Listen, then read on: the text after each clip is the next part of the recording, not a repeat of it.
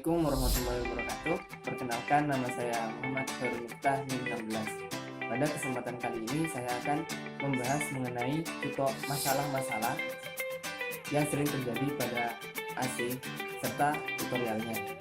Ada 4 masalah yang akan saya bahas kali ini. Yang pertama adalah AC yang bocor. Yang kedua adalah motor blower yang tidak berputar, dan yang ketiga adalah terdapat balok es pada evaporator, dan yang keempat adalah fan AC outdoor yang tidak dapat berputar. Mari kita mulai tutorial yang pertama. Kita lihat gambar di sebelah sini. Ini adalah gambar AC indoor. Oke, setelah itu tahap pertama untuk tutorial yang pertama yaitu membuka cover AC dengan cara membuka bautnya terlebih dahulu. Semua baut yang ada pada covernya dibuka. Kemudian membuka covernya secara perlahan agar tidak ada cover yang patah. Kemudian kita lihat pada talang AC, apakah terdapat kotoran atau genangan air pada talang AC. Dapat kita lihat pada gambar di sebelah ini bahwa talang AC pada gambar sebelah ini kotor. Jadi hal yang harus kita lakukan adalah membersihkannya. Tahap pertama adalah kita membuka selang yang terdapat pada talang AC.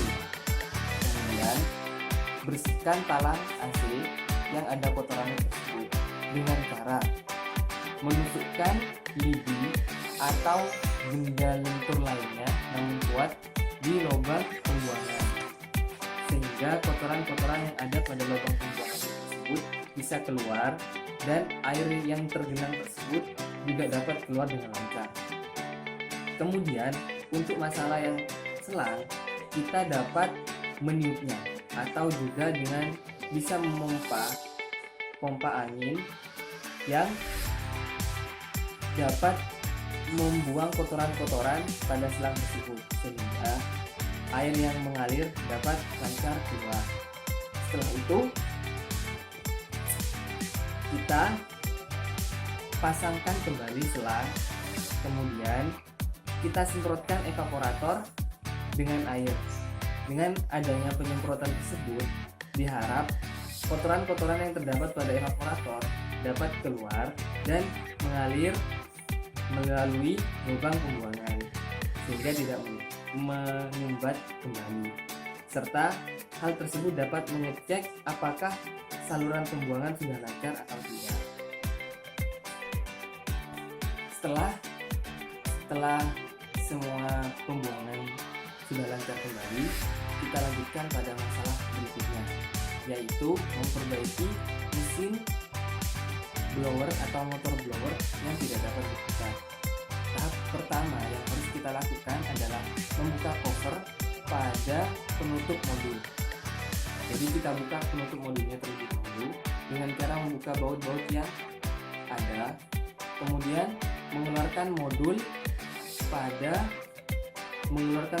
keluar dengan cara membuka kabel-kabel yang tersambung pada modul tersebut. Setelah kabel-kabelnya sudah dikeluarkan, kemudian ambil modulnya dan cek apakah ada komponen yang rusak atau tidak.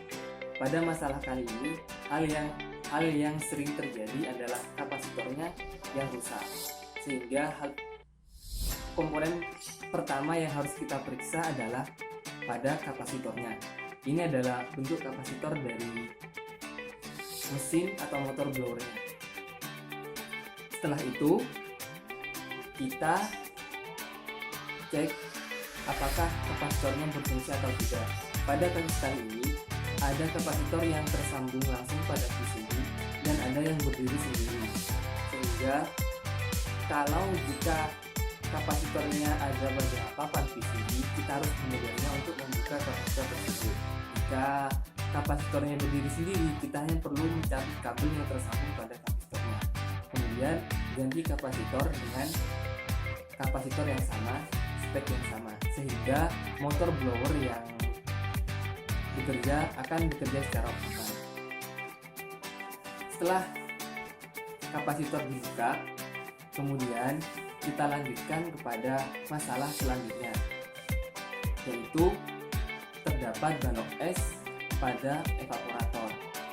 Sebelum memutih modulnya, kita harus membersihkan terlebih dahulu balok es yang terdapat pada evaporator. Setelah balok es sudah dibersihkan, kemudian kita cek modul yang ada. Pada masalah kali ini, hal yang sering terjadi adalah kontaktor yang rusak. Oleh karena itu, kita cek terlebih dahulu kontaktornya rusak atau tidak. Pada masalah kali ini yaitu kontaktor tersebut rusak. Ini adalah bentuk kontaktor yang ada pada PCB AC, pada modul AC. Kita dapat membuka kontaktor tersebut dengan cara menyodor kontaktor secara perlahan, secara benar, kemudian mencabutnya. Setelah tercabut, kita gantikan dengan kontaktor yang sama, spek yang sama, agar mesin dapat berjalan dengan optimal. Di sini kontaktor itu tidak akan tertukar letaknya, karena kaki-kakinya sudah diatur sedemikian rupa agar kontaktor tidak tertukar. Setelah kontaktor sudah dipasangkan kembali, solder kembali agar melekat pada PCB-nya. Kemudian kita kembalikan modulnya kepada tempat semula. Modul beserta kapasitor yang sudah diganti pada tempat semula dengan cara memasukkan kabel-kabel, menyambungkan kabel-kabel pada modulnya. Setelah kabel-kabel sudah tersambung pada modul tersebut, kemudian kita rapikan pada tempatnya, dan baut-baut pada kabel yang sudah kita longgarkan, kita kembalikan lagi sesuai pada keadaan awal. Setelah bautnya sudah kembali seperti semula, kita masukkan lagi cover, kita pasangkan lagi cover secara perlahan agar tidak ada yang patah. Setelah cover sudah kembali dengan semula, kita sambungkan pada sumber, colokan kita sambungkan pada sumber, lalu cek apakah blower dapat berputar dengan baik dan apakah saluran pembuangan juga dapat berjalan dengan lancar. Untuk pada masalah evaporator, balok es pada evaporator, kita dapat mengeceknya dengan delay waktu tertentu, karena butuh waktu untuk melihat apakah terjadi balok es atau tidak. Oleh karena itu, kita cek dengan cara membukanya. Setelah semuanya selesai, kita kembalikan lagi dengan cara mengembalikan cover seperti semula, memasangkan cover kembali pada tempatnya masing-masing, kemudian memasangkan kembali bautnya agar cover tidak mudah lepas. Setelah semuanya selesai, insya Allah masalah pada AC indoor sudah terselesaikan. Kemudian kita lanjutkan pada AC outdoor. Ini adalah gambar AC outdoor untuk masalah fan yang tidak dapat berputar. Masalah fan yang tidak dapat berputar, tahap pertama yang harus kita lakukan adalah membuka cover yang ada, sehingga kita dapat melihat keadaan di dalamnya. Entah itu ada kabel yang terlepas, ada ya semacamnya, itu kita dapat melihatnya. Kita dapat membuka covernya dengan cara membuka bautnya satu persatu, kemudian melepaskan covernya secara perlahan. Lalu kita lihat apakah ada kabel yang terlepas atau tidak. Oh iya, jangan lupa kita cabut dulu sumber listriknya agar kita tidak tersetrum. Kalau sudah sumber listriknya kita cabut, kita cek. Pada masalah kali ini, hal yang sering terjadi adalah kapasitornya yang rusak, karena kadang kipas tersebut masih bisa berputar, namun putarannya pelan. Putaran pelan tersebut menyebabkan panas yang berlebihan sehingga terjadinya overload. Oleh karena itu, kita cek kapasitornya apakah kapasitornya masih berfungsi atau tidak. Setelah kita cek, kalau kapasitornya sudah rusak, kita gantikan dengan kapasitor yang baru. Ini adalah gambar untuk kapasitor yang baru. Dapat kita lihat. Kita cabut kapasitornya dengan cara membuka bautnya. Pada kapasitor fan tersebut ada baut yang tertempel sehingga kita harus membukanya. Setelah terbuka, kita gantikan dengan kapasitor yang sama. Lagi-lagi saya ingatkan dengan kapasitor yang sama agar pekerjaan dari motor tersebut dapat berjalan dengan optimal, sehingga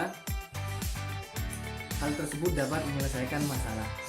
Setelah kita gantikan kapasitor yang sudah yang baru itu digantikan kembali, kemudian kita cek apakah fan itu dapat berputar dengan baik atau tidak dengan cara menyambungkan kabel colokan pada sumber. Kalau sudah fan berputar dengan baik, insya Allah semua masalah sudah teratasi. Setelah itu kalau semua masalah sudah teratasi, kita dapat menutup kembali covernya secara perlahan. Setelah cover sudah tertutup dengan rapi, jangan lupa bautnya juga dipasang, karena jika tidak dipasang dapat menyebabkan suara bising yang tidak mengenakan. Kita pasang dengan rapat, kemudian kita cek kembali apakah AC indoor dan outdoor sudah berjalan dengan baik. Kalau sudah berjalan dengan baik, berarti masalah sudah teratasi. Ya, itu saja mungkin sedikit tutorial dari saya mengenai masalah-masalah yang sering terjadi pada AC. Sekian dari saya, mohon maaf kalau ada kesalahan tutur kata baik yang disengaja ataupun tidak disengaja. Wassalamualaikum warahmatullahi wabarakatuh.